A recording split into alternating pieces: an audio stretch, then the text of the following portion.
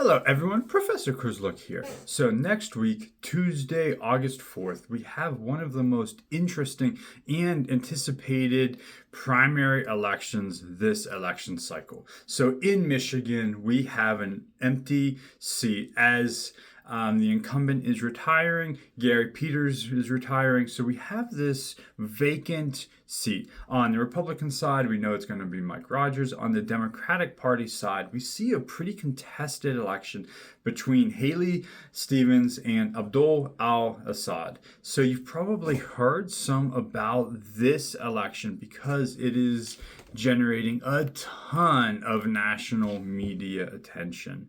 So why does this race matter so much in a primary? So just Democrats. Well, we've been talking a lot about what does the future of the Democratic Party look like. And this race is one of those battle states. Michigan, a state that Democrats really need to win in 2028 if they hope to retake the White House.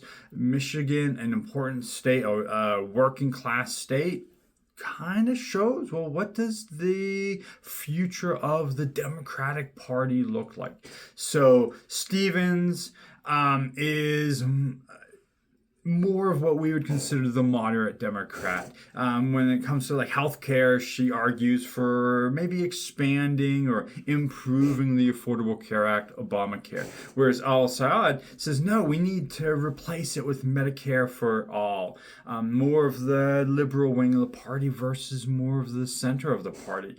Israel-Gaza is another huge fragment that we see within the Democratic Party that is coming out in this race. Stevens is a strong supporter of Israel, argues for the continued support militarily of Israel. El-Sayed, more critical of Israel, a much more critical view of Bibi Netanyahu, critical of sending or even selling arms to Israel. Campaign finance, we see differences between the two. And so the campaign theme, El-Sayed, is really this progressive challenger versus Stevens, more of the moderate in the middle.